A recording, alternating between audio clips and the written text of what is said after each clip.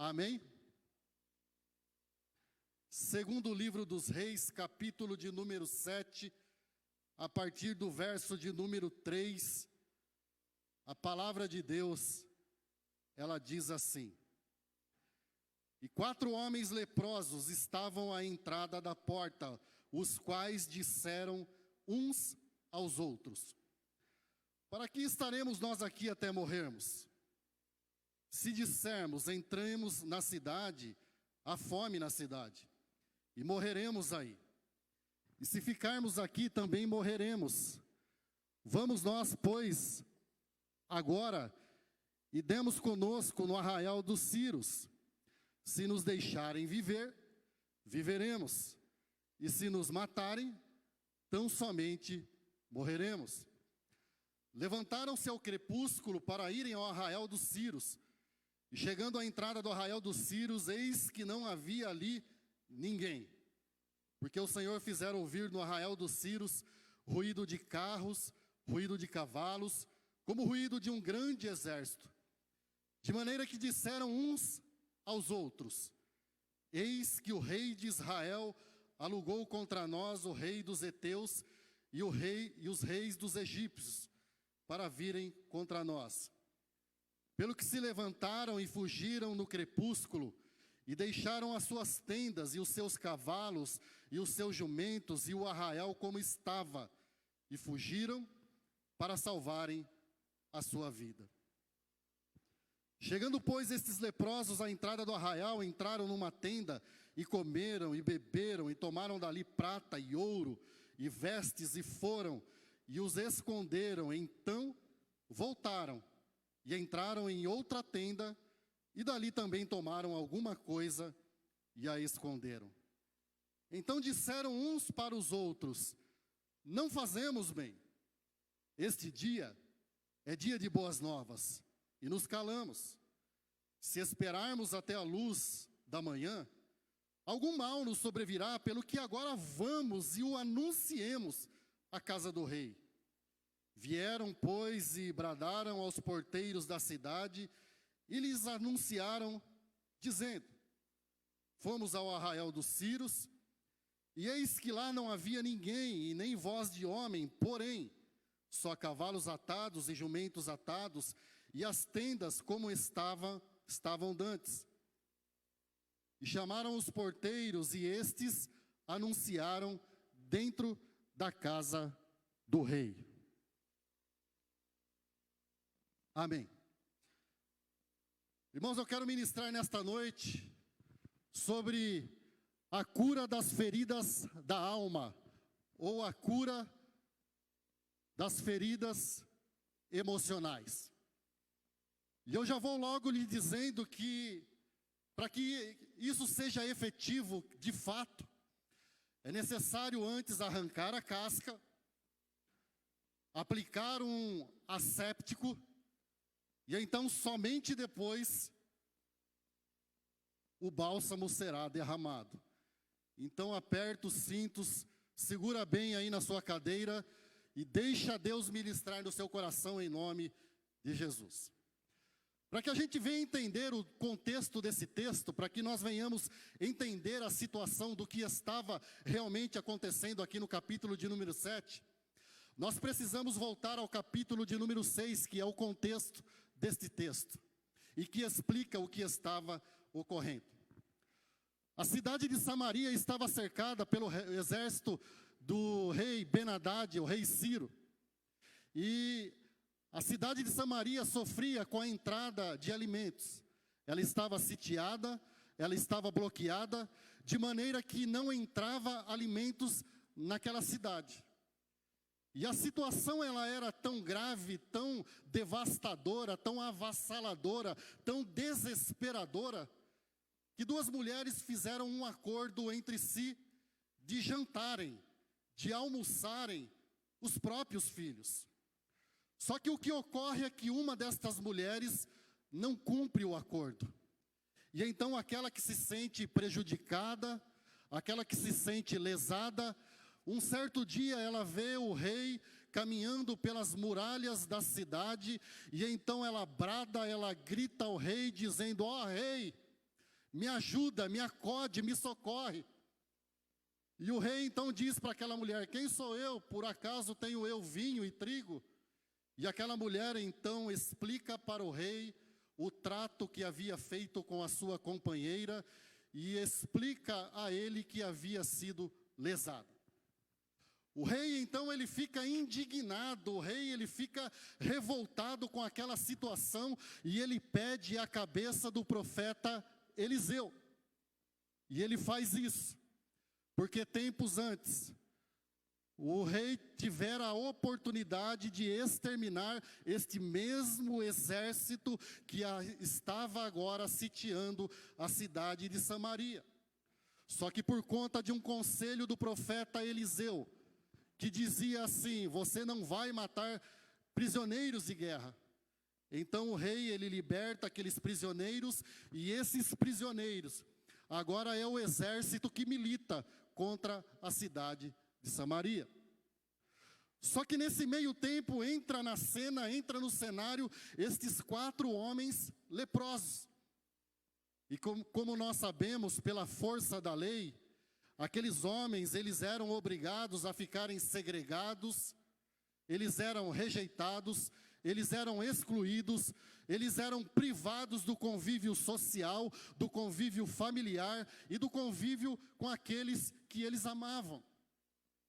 E como desgraça pouca é bobagem, e como diz o ditado, não há nada que esteja ruim que não possa piorar ainda mais um pouco, estes 4 homens, eles estavam para fora das portas da cidade de Samaria. E para piorar mais um pouco a situação, eles estavam próximos ao arraial, ao acampamento militar dos inimigos dos seus concidadãos. E então, nesse cenário todo, ocorre algo sobrenatural. Deus, ele cria uma circunstância, o Senhor, ele cria uma situação, e aquele exército inimigo, eles ouvem um forte barulho, e eles batem em retirada, eles fogem, e eles abandonam toda a logística de guerra para trás. E então aqueles homens leprosos conversando entre si, como nós lemos no texto, eles dizem assim uns para os outros: se nós formos para Samaria não vai adiantar nada, porque lá nós iremos morrer de fome. Lá o povo está passando fome. Vamos fazer o seguinte então, nós iremos ao arraial dos Sírios, e se lá nós tivermos sorte, eles tiverem misericórdia das nossas vidas, nós seremos beneficiados, senão, tão somente morreremos. Ou seja, eles já haviam perdido toda a esperança. E quando esses 4 homens, eles chegam ao acampamento militar dos sírios, eles encontram todo o acampamento, todo o arraial abandonado. E então diz o texto que eles entram, eles comem, eles se apropriam de alguns despojos de guerra, eles entram em outra tenda, comem de novo, se apropriam dos despojos de guerra, e numa conversa entre eles, um deles diz assim: epa, não é legal o que nós estamos fazendo, não é certo aquilo que nós estamos fazendo. Hoje é dia de boas notícias, nós temos boas notícias, e nós não podemos guardar.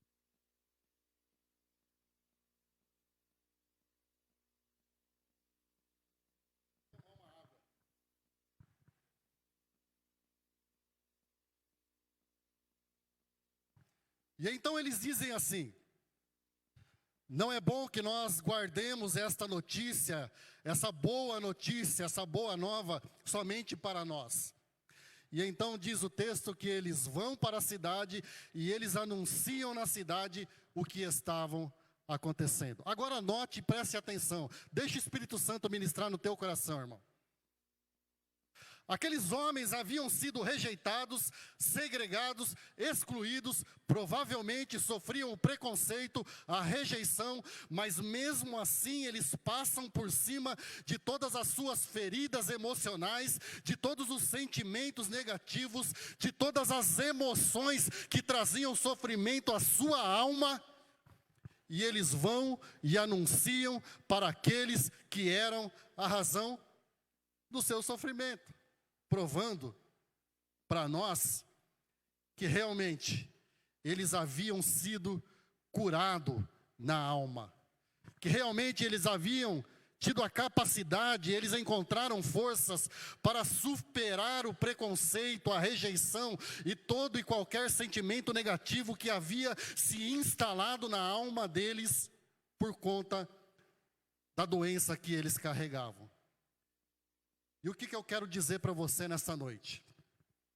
E mais especificamente para você que sofre com um sentimento negativo dentro de si. Mais especificamente para você que já vem se arrastando durante anos na presença de Deus e existe na sua alma uma ferida aberta que não se fecha nunca. E você vem se arrastando todos estes anos com esta ferida aberta dentro de si. Se nós quisermos sermos curados de toda ferida emocional, de todo sentimento negativo, de toda ferida no coração provocada por terceiros, se nós quisermos ser libertos de todo sentimento contrário à vontade de Deus na nossa alma, nós precisamos prestar a atenção em algumas atitudes destes 4 leprosos, para que então nós tenhamos liberdade, para que então nós sejamos curados de fato, pelo poder da palavra e pelo poder do Espírito Santo de Deus, que está aqui nesta noite para realizar algo bonito no teu coração, no meu coração e no nosso coração, em nome de Jesus. E eu cheguei a algumas conclusões. Se nós quisermos de fato sermos curados das feridas que temos na alma, a primeira lição que nós precisamos aprender com esses 4 leprosos é que eles se recusaram a viver em função das suas próprias dores. Eles se recusaram a viver em função das suas próprias feridas emocionais. Eles se recusaram a ficar lambendo feridas. E aqui, meus irmãos, está a razão do porquê algumas pessoas nunca conseguem se libertar das feridas emocionais. Aqui exatamente está a razão do porquê algumas pessoas nunca conseguem se libertar das emoções negativas que se instalaram na sua alma, e passa ano, entra ano, e elas ficam constantemente alimentando a dor do sofrimento, contando com requinte de detalhes o seu sofrimento para todos os que encontram na sua frente. Sabe aquele tipo de pessoa que parece que tem um prazer maligno, um prazer contra si mesmo, aquele prazer masoquista, de trazer as coisas ruins lá do passado, e o primeiro que encontra, ela vai despejando, ela vai falando, ela vai dizendo, e ela vai elaborando todo o seu sofrimento, e ela tão detalhista que ela diz assim: olha, no ano de 1997, às 14 horas, 13 minutos e 33 segundos do dia 25 de abril, era um dia muito ensolarado, e eu ouvi uma palavra dos meus pais que me feriram, e eu carrego isso na minha alma até hoje.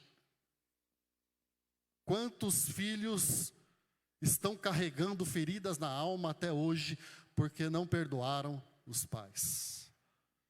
Ou então, no ano de 2003, às 9h35 da manhã, num dia nublado, eu fui traído pelo meu melhor amigo, pela minha melhor amiga, e eu não esqueço isso até hoje. Quando você encontrar uma pessoa assim, que tem o prazer de ficar domesticando sentimentos negativos, pessoas que têm o prazer de ficar domesticando, alimentando feridas na alma, é porque essa pessoa ainda não conseguiu se libertar e se curar e ter uma experiência de libertação, de renovação, de cura da sua alma, de cura do seu interior com o poder do Espírito Santo de Deus. Irmão, deixa eu te falar uma coisa. Deixa o Espírito Santo ministrar na tua alma nessa noite. Esqueça o passado. E eu não estou dizendo, presta atenção no que eu vou falar para você agora. Eu não estou dizendo que você não deve dividir o teu sofrimento com alguém, para esse alguém ministrar e orar na tua vida. Eu não estou dizendo isso.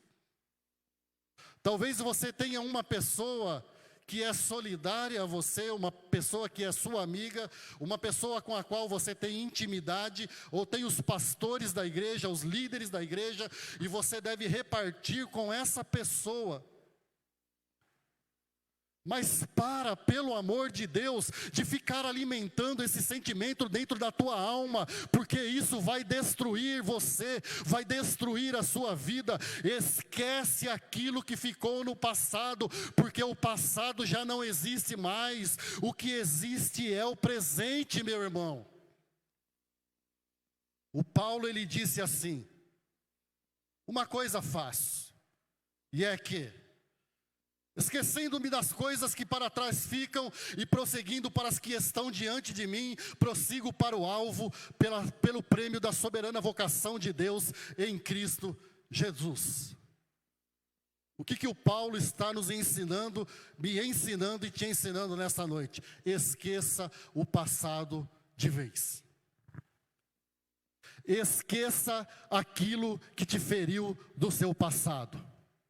Esqueça aquilo que provocou ferida na sua alma. Sabe por quê? Porque você tem um alvo, você tem uma meta, você tem um foco. O nosso foco é Cristo, o nosso alvo é o céu, o nosso foco é o reino de Deus. E hoje é dia de boas notícias. Hoje eu estou aqui para pregar cura, restauração, libertação, renovação da tua alma. Então, meu irmão, recebe em nome de Jesus.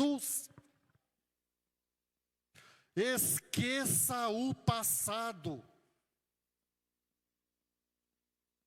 Para de alimentar as feridas que contribuem ainda mais para a tua depressão, para a tua desmotivação, para o teu desânimo. Em nome de Jesus, irmão. Mas eu aprendo ainda uma outra lição com esses 4 homens leprosos. Que eles não permitiram que as feridas emocionais os tornassem em egoístas insensíveis. Presta atenção no que eu vou te falar agora. Aqueles 4 leprosos, eles não permitiram que as feridas emocionais os tornassem em egoístas insensíveis. Eles não ficaram indiferentes, achando que o problema não era com eles. Porque eles poderiam agora perfeitamente dizer assim: cada um com seus problemas. Eles nos rejeitaram, não é verdade que eles nos rejeitaram? Agora deixa que eles se virem, agora deixa que eles se arranjem, agora deixe que eles mesmos busquem a solução por si próprios. Mas o texto diz que não. O texto nos diz que aqueles homens, eles fazem uma reflexão, eles fazem uma viagem interior e dizem assim: opa, isso não é certo. O que nós estamos fazendo não é direito. Nós temos boas notícias e nós podemos ser instrumento de boas notícias e de bênção na vida dos nossos irmãos. E então eles foram, eles anunciaram, o rei foi, e nós já sabemos o final da história. Agora presta atenção no que eu vou te dizer. Quando nós somos feridos, quando nós somos traídos, quando nós somos magoados, quando nós somos contrariados, a tendência é nós nos fecharmos, ficarmos na retranca, porque nós não queremos sofrer novamente. Estou certo ou estou errado? E quem fala, quem vos fala, é quem já passou por essa experiência. Quando nós somos feridos, traídos e magoados, nós não queremos saber de nada. Eu já tenho meus problemas, cada um que se vire com seus próprios problemas.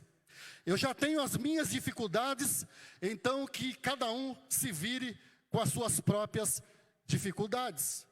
E nós nos trancamos, nos fechamos, ficamos insensíveis e nos tornamos egoístas e não deixamos com que Deus nos use como instrumento da sua graça, da sua bênção e da sua salvação.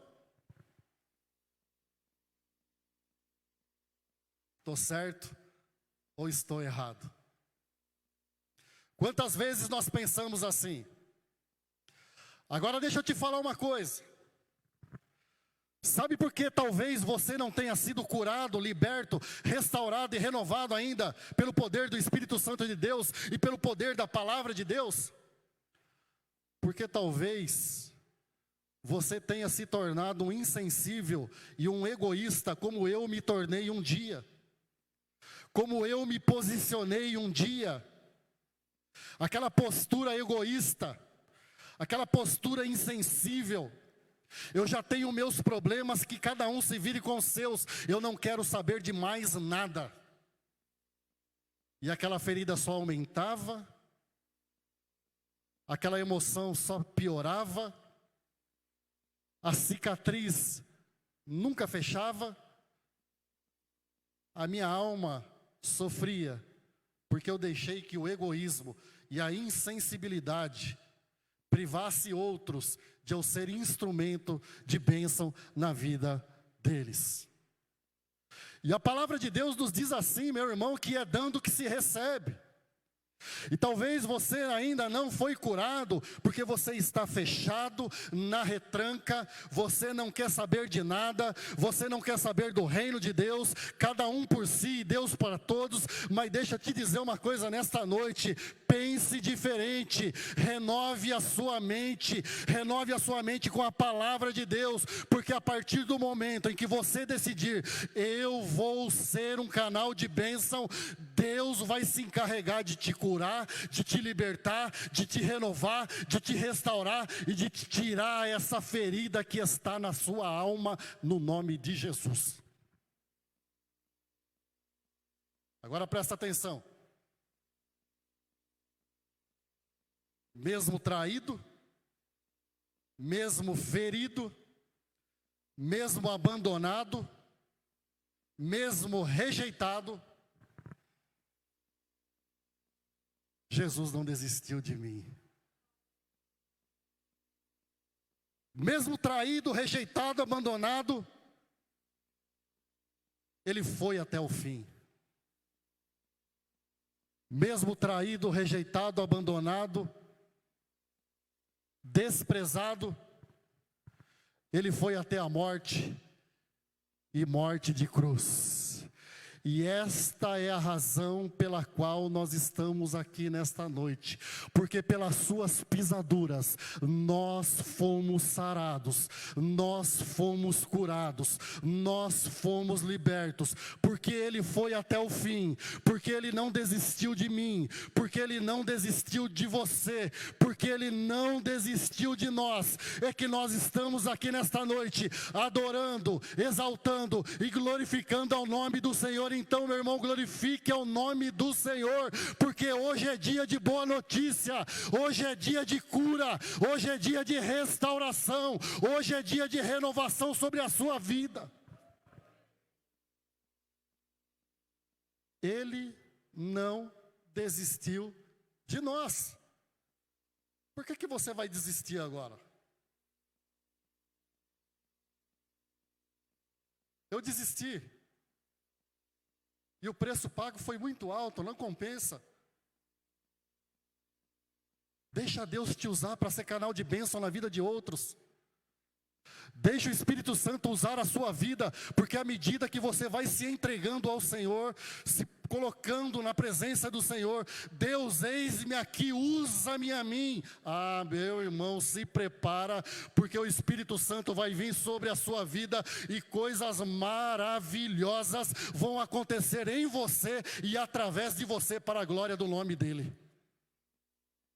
Deixa Deus te usar.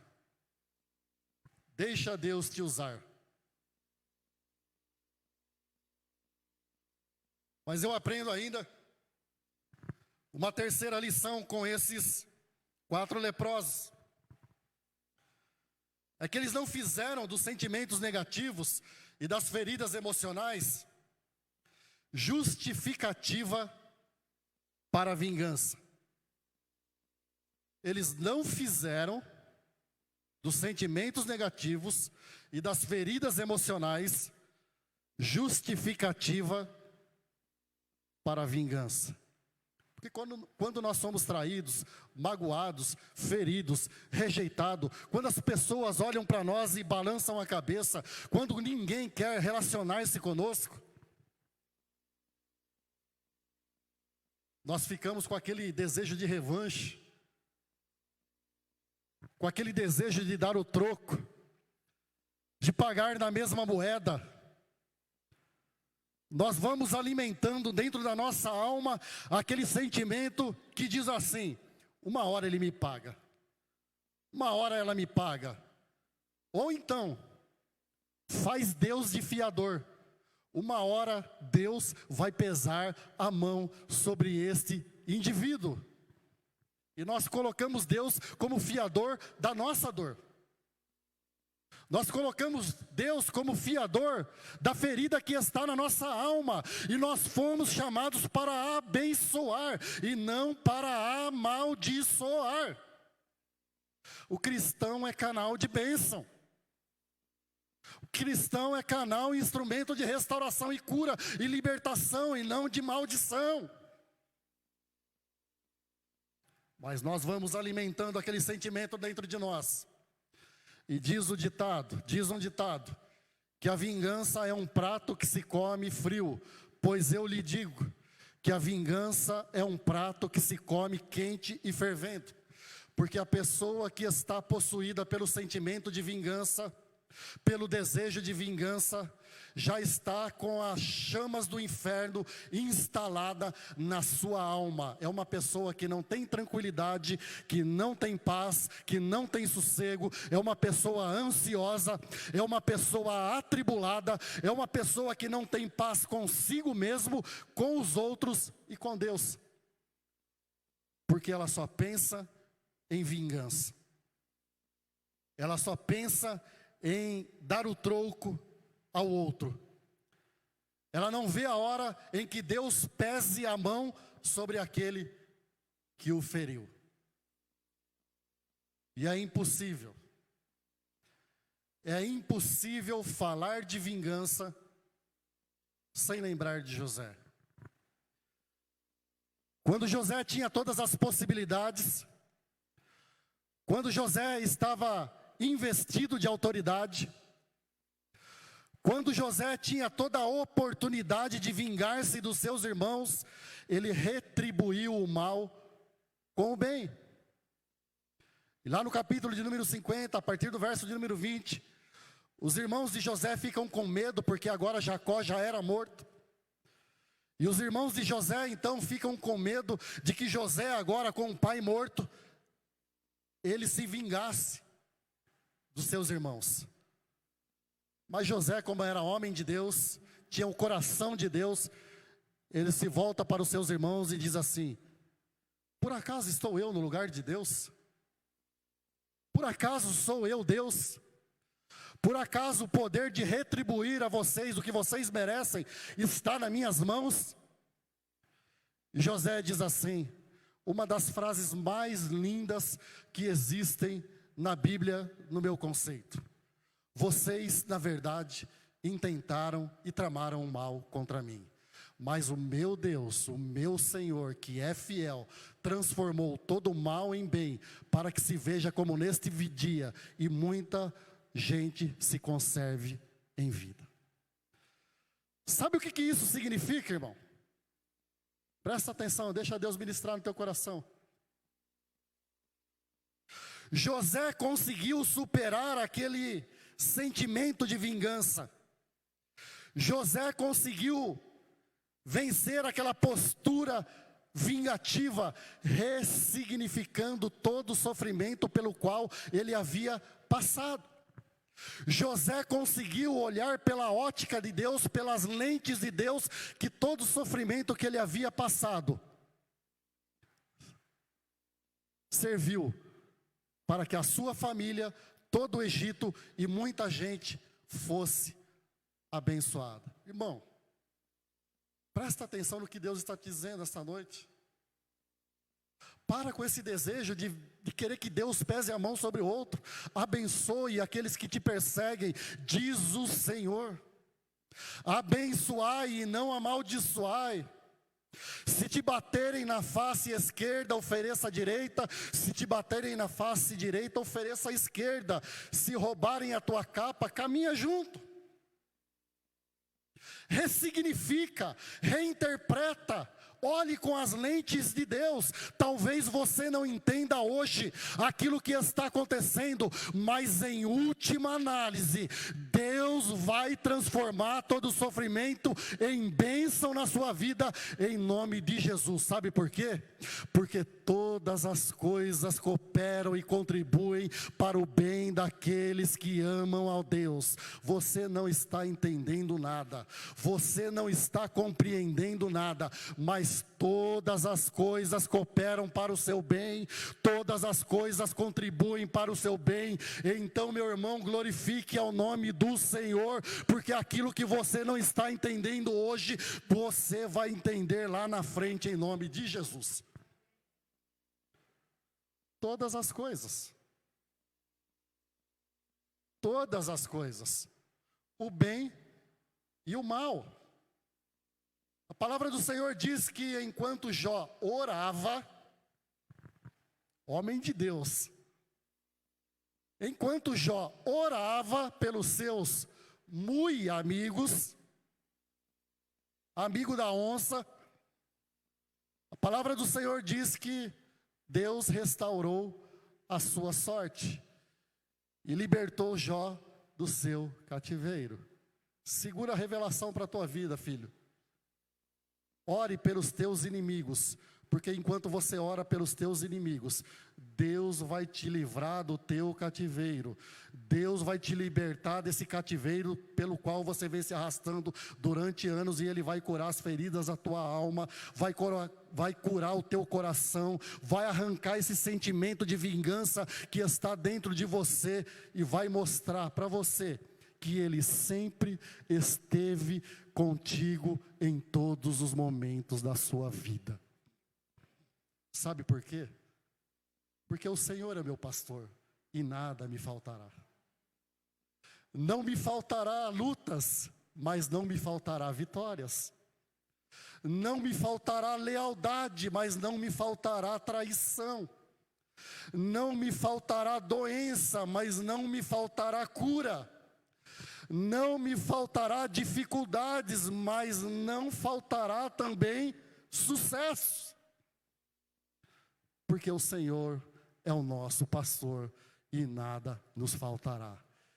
Ele nos fará andar pelo vale da sombra da morte, mas no vale da sombra da morte, Ele vai preparar uma mesa para nós perante os nossos inimigos. E os nossos inimigos não é carne e sangue, mas sim potestades e principados espirituais, e sobre estes o nome de Jesus já venceu lá na cruz.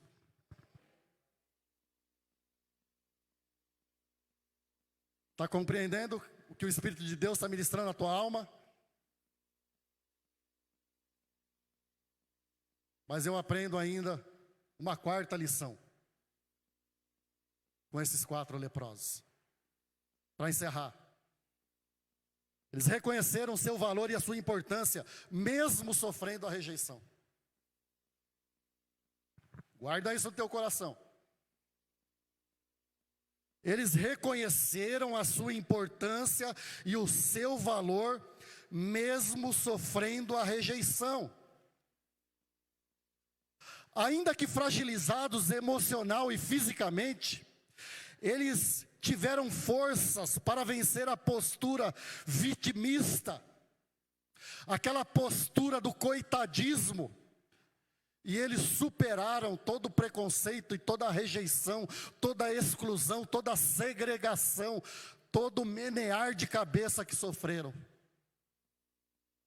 porque eles reconheceram que eles tinham valor, que eles eram importantes dentro daquela situação e dentro daquele contexto.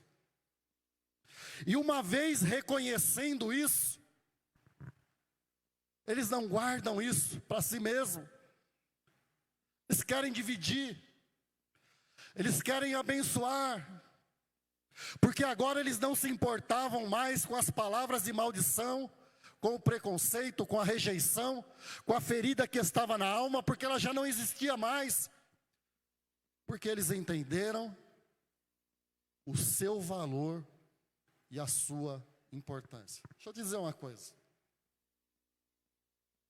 A postura vitimista, a postura do coitadismo é um dos maiores aliados às doenças da alma. Vou repetir para você. A postura do vitimismo e do coitadismo é um dos piores inimigos das doenças na alma. E é por esta razão que muitos, inúmeros, não conseguem a cura, não conseguem a libertação, não conseguem fluir na presença de Deus, não conseguem sentir Deus agindo, não conseguem ver Deus agindo, não conseguem olhar para o próximo com olhos de misericórdia, não conseguem olhar para si e ver que diante de Deus nós temos valor.